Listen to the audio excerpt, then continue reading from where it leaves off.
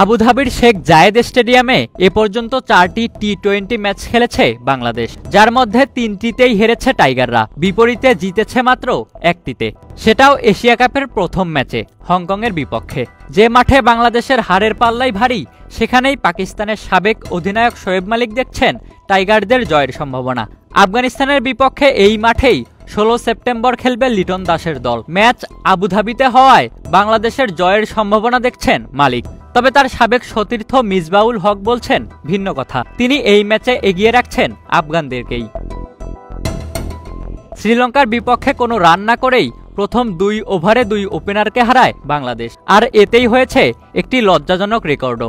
শনিবার ইনিংসের প্রথম 11 বল ডট দিয়েছে টাইগাররা। পূর্ণ সদস্য দেশগুলোর মধ্যে বাংলাদেশ প্রথম দল যারা আন্তর্জাতিক টি-20তে সবচেয়ে বাজে শুরু করেছে। এমন শুরুর পর শেষ পর্যন্ত 139 রানের পুঁজি পায় লিটন দাসের দল। তবে মালিক মনে করেন 2 ওপেনারের একজনকে রান করতে হতো, সাথে বাংলাদেশকে ব্যাটিংটাও করতে হতো আরো ভালো।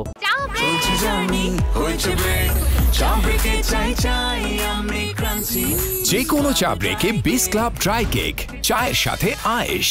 বাংলাদেশের ব্যাটিং আরও ভালো হতে হবে। ওরা যদি ব্যাটিংয়ে ভালো করে তাহলে বোলিং দিয়ে ডিফেন্ড করতে পারবে। তবে এদের যে 2 ওপেনার, তাদের মধ্যে অন্তত একজনকে রান করতে হবে যেন নিচের দিকের ব্যাটাররা স্বস্তিতে খেলে। লিটন, হৃদয়, জাকের, শামীম, এদের মোমেন্টাম দরকার। শ্রীলঙ্কা সঠিক জায়গায় বোলিং করেছে এবং উইকেট নিয়েছে। আপনার 2 ওপেনার 0 রানে আউট হবে, এটা খুবই বিরল ঘটনা।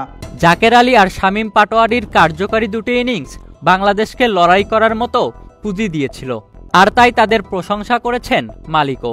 জাকের আলী ভালো খেলেছে, বিশেষ করে শামীম পাটোয়ারি আরও ভালো খেলেছে।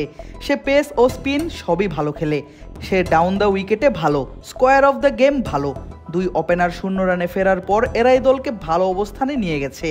মালিক বলেছেন বাংলাদেশ আফগানিস্তানের ম্যাচে টাইগারদের জেতার সম্ভাবনা আছে, কারণ আফগানরা আবুধাবির থেকে দুবাইতে ভালো খেলে। আফগানিস্তানের বিপক্ষে বাংলাদেশের জেতার যতটুকু সম্ভাবনা আছে সেটা আবুধাবিতেই। দুবাইতে আফগানিস্তান আরও শক্তিশালী হয়ে যায়, ওদের স্পিনাররা এমনিতেই ভালো। দুবাইয়ে ওরা আরও ভালো হয়ে যাবে। আবুধাবিতে সুইং বেশি, আর আফগানিস্তানের পেসার ওমরজাই অত ফর্মেও নেই। এই গ্রুপে আসল ম্যাচ হবে বাংলাদেশ আফগানিস্তানের মধ্যে। এই ম্যাচে যে জিতবে তার সুযোগ বেশি থাকবে। এই ম্যাচে বাংলাদেশকে 160 রান করা দরকার ছিল বলে মনে করেন মালিক। অবস্থা অনুযায়ী তাদের অন্তত 160 রান করা দরকার ছিল, যেন বাংলাদেশের বোলারদের হাতে কিছু থাকে। 140 কোনো রানই না, 2টি ছোট জুটিই আপনাকে ম্যাচ থেকে বের করে দিবে। এটাই হয়েছে।